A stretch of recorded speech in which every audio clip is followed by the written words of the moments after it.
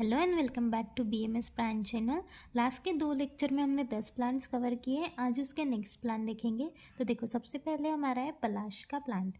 तो उसका गण चरक सुश्रुत और भाव प्रकाश निघंटु अनुसार। तो देखो, गण चरक ने इसमें दिया नहीं है, जो सुश्रुत ने दिया है तो वो है रुद्रादि, मुष्कादि, न्यग्रोधादि और अम्बष्टादि। जो भाव प्रकाश निघंटु है उन्होंने वट्टादि वर्ग में दिया है। इसका कुल कौन सा है? तो शिम्बी कुल है और फैमिली है फैबेसी है। इसका उपकुल है अपराजिता उपकुल और सब फैमिली है पेपिलियोनेसी है। देखो ये देन है लैटिन नेम। तो इसका लैटिन नेम है ब्यूटिया मोनोस्पर्मा। देन पॉइंट है पर्याय। तो देखो, पलाश क्यों कहते हैं? क्योंकि ये एक तो प्रशंसनीय है, या इसके जो पत्र मतलब लीव्स या इसके जो फ्लावर है वो जो मांस का जो कलर रहता है उस टाइप के रहते हैं, इससे पलाश बोलते हैं। ये उसका बेसोनिम। देखो, तो नेक्स्ट उसका पर्याय है किंशुक। किंशुक मतलब जो पैरट की जो चोंच रहते उसके कलर के उसके फ्लावर्स रहते हैं, इसलिए रक्त पुष्प क्योंकि रक्त कलर के पुष्प है इसलिए। क्षार श्रेष्ठ क्योंकि उसका क्षार श्रेष्ठ है। समिद्वर, यज्ञिक और ब्रह्म वृक्ष, ये क्यों? क्योंकि यज्ञ में यूज़ करते इसलिए। कृमिघ्न, वातर, ये उसके कार्य की वजह से। बस्ती स्नेह क्योंकि बीज स्नेह क्योंकि बीज में स्नेह ज़्यादा होता है इसलिए। वक्र पुष्प, उसके पुष्प वक्र होते हैं इसलिए। त्रिपर्ण और खरपर्ण क्योंकि 3 लिफलेट होती है और उसके पर्ण वो खर रहते हैं इसलिए। चलो अभी नेक्स्ट पॉइंट है उपयुक्तांग। देखो, तो वो पलाश का बीज यूज़ करते हैं, निर्यास यूज करते हैं, उसका पुष्प यूज़ करते हैं, त्वचा और क्षार। तो बीज, पुष्प, त्वचा, निर्यास और क्षार। नेक्स्ट उसका पॉइंट है केमिकल कंपोजिशन। तो पलाश ब्यूटिया मोनोस्पर्मा, इस पर से लिखना है। ब्यूटिया है ना, तो butrin, isobutrin, then gallic acid, tannic acid भी रहते हैं। और पलाश से पैलासोनिन। देखो, पैलासोनिन, ब्यूट्रीन, आइसोब्यूट्रीन, कोरियोप्सिन, त्वचा में रहता है डिंक, गैलिक एसिड और टैनिक एसिड। देन उत्पत्ति स्थान, तो ये भारत में हर जगह पाया जाता है। नेक्स्ट है रसपंचक इसका। तो इसका तिक्त कटु कषाय रस है। देखो यहाँ पे कटु तिक्त कषाय रस है। उसका गुण लघु और रुक्ष है। वीर्य उष्ण है और विपाक कटु है। जो पुष्प रहते हैं, पुष्प मधुर विपाकी और शीत वीर्य रहते हैं, इसलिए इसका हम कभी कभी ऐसे शरबत भी बना के पीते क्योंकि वो शीतवीर्य के रहते समर के टाइम में। निर्यास, तो निर्यास है तो वो स्निग्ध रहेगा, तो ये निर्यास का गुण, बाकी सब सेम। नेक्स्ट पॉइंट है इसके कार्य। तो देखो, 3 इसमें हम कार्य देखेंगे। तो सबसे पहला है प्रमुख कार्य, देन उसका स्थानीय कार्य और आभ्यंतर कार्य। तो दोषकर्म पहले देख लेते हैं। देखो, उष्ण था इसलिए पित्त कर रहेगा, उष्ण था इसलिए वात को कम करेगा, और बाकी सब उसके गुणों की वजह से और कफ को कम करेगा, मतलब वात कफ अग्न और पित्त कर, ऐसा पलाश रहता है। देन उसके बाद मेन कर्म उसके। तो मेन कर्म देखो 3 याद रखने हैं। एक तो पलाश का बीज है वो गंडुपत कृमि में यूज़ होता है। सेकंड क्षुद्र कुष्ठ में यूज़ होता है। और थर्ड अतिसार, प्रवाहिका और ग्रहणी में इसका यूज़ है। ये 3 याद रखने हैं, पलाश के मेन कर्म है ये। देन उसके बाद है स्थानीन में। तो स्थानीन में देखो, अगर अर्श हुआ है या योनिगत रोग है या व्रण है तो उसमें हम पलाश का परिषेक कराते हैं। इसकी वजह से क्या होता है, व्रण का रोपण हो जाता है और अर्श शुष्क हो जाता है। और योनिगत अगर स्त्राव होगा तो वो भी कम हो जाता है। देन ये उसका स्थानीन का पहला कर्म हुआ परिषेक का। सेकंड है नस्य, अगर अपस्मार रहा तो पलाश भेदन कार्य करता है, मतलब तीक्ष्ण और लेखन कार्य करता है, इसलिए अपस्मार में नस्य के लिए देते हैं। पहला परिषेक, सेकंड नस्य। थर्ड है अगर वेदना और शोथ होंगे तो वहाँ पे हम पलाश लगाते हैं, पलाश के लीव्स बांधते हैं, या इसकी पिच्छा बस्ती भी देते हैं क्योंकि पलाश निर्यास जो रहता है वो पिच्छिल गुण का रहता है, इसलिए हम पिच्छा बस्ती देते हैं। ये हो गया उसके स्थानीय। और एक है इसमें कि वृश्चिक दंश रहता है, उसमें बीज हम लगाते हैं। तो इसमें परिषेक में नस्य के लिए शोतर वेदना स्थापन में हम डायरेक्टली लगाते हैं, और बीज वृश्चिक दंत में हम लगाते हैं। देन आभ्यंतर में देखेंगे। तो देखो, अन्न और पुरीश्वा में पहले बता दिया, अतिसार, ग्रहणी और अर्श इनमें यूज़ होता है।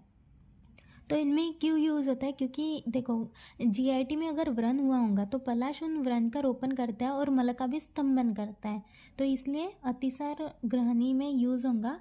और एक तो इसका फल जो रहता है वो स्तंभन रहता है। देखो अतिसार में यूज़फुल है, मतलब ये स्तंभन करता है, लेकिन जो बीज रहता है जो फल रहता है उसका वो स्तंभन रहता है, मतलब वो मल का शोधन कराता है। तो अगर देखो अतिसार वगैरह होगा या जिसमें ज़्यादा मल या कफ बाहर निकल रहे होंगे, उसमें पहले क्या करेंगे, हम फल देंगे। फल से क्या होगा, मल का शोधन हो जाएगा और उसके बाद हम स्तंभन करने के लिए उसका निर्यास या पुष्प वगैरह हम दे सकते हैं।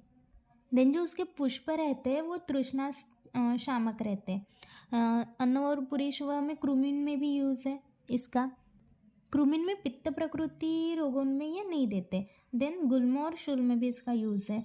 अर्श में भी, रस रक्तव में देखो जो निर्यास है और पुष्प है वो रक्त स्तंभन का कार्य करते हैं, और जो फल है या बीज है वो रक्त शोधन करते हैं, इसलिए रक्त पित्त में यूज़ है। मांस और मेदवा में कुष्ठ, तो कुष्ठ में भी कफ का शोषण करेगा, या कुष्ठ में अगर कृमि है तो उनका नाश करके। देन मेदवा में कफच प्रमेह में ये यूज़ है इसका। अस्थिव में अस्थि संधान करता है। देन शुक्र आर्तव में, तो शुक्र को बढ़ाता है, मतलब ये वृक्ष और वाजीकरण है, और स्तंभन होने की वजह से उसका जो फल है वो स्तंभन है, इसलिए प्रदर में हम देते हैं। देने उसकी मात्रा, तो पलाश की मात्रा देखो, चूर्ण उसका 1 से 8 ग्राम तक है, क्वाथ 50 to 100 ml है, पत्रस वरस 10 to 20 ml, निर्यास 1 से 3 ग्राम तक, और पुष्प चूर्ण 3 to 6 ग्राम।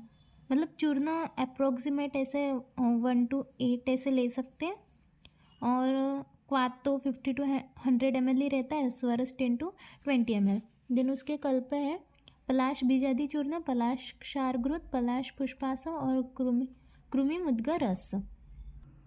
तो अभी नेक्स्ट प्लांट देखेंगे जो कि है पाषाण भेद। चलो तो नेक्स्ट प्लांट है पाषाण भेद, उसका गण देखेंगे। इसमें सुश्रुत का इतना याद नहीं रखना है, लेकिन चरक और भाव प्रकाश का याद रखना है। तो भाव प्रकाश ने दिया है हरितक्यादि वर्ग ने, सुश्रुत ने वीरतरवादी वर्ग, तो वीरतरवादी इतना याद नहीं रहा तो भी चलेगा। चरक ने दिया है मूत्र विरेचनीय। देखो पाषाण भेद का मेन कर्म कौन सा है, तो अश्मरी भेदन में हम मतलब ऐसे भी यूज़ करते हैं, उसके पत्ते वगैरह हम खाते हैं अगर अश्मरी हुआ, मतलब किडनी स्टोन में यूज़ होता है, तो मेन यूज़ तो उसका अश्मरी भेदन ही है। तो उस पर से याद रखना कि मूत्र व स्रोतस पर उसका मेन कर्म है, तो इसलिए मूत्र विरेचनीय, भाव प्रकाश निघंटु ने हरितक्यादि वर्ग और सुश्रुत ने वीरतरवादी वर्ग। कुल उसका है पाषाण भेद कुल ही है, फैमिली उसकी है सेक्सीफ्रेगेसी है। लैटिन नेम इसका है बर्जेनिया लिंगुलाटा।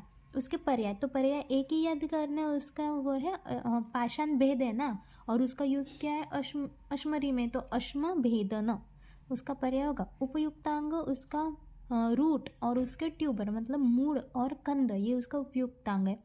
केमिकल कंपोजिशन, तो ये देखो ये कैसे याद रखना है, मैंने लैटिन नेम क्या बोला था, बर्जेनिया लिंगुलाटा, तो बी और एल, बी से बर्जेनिया और एल से लिंगुलाटा, तो बी से बर्जेनिन ये एक, और एल से ल्यूसिन और आइसोल्यूसिन ये हो गया। बाकी और लिख सकते हैं tannic acid, manic acid, calcium oxide, albumin वगैरह या ग्लूकोज वगैरह ये लिख सकते हैं, और एक्स्ट्रा एक दो।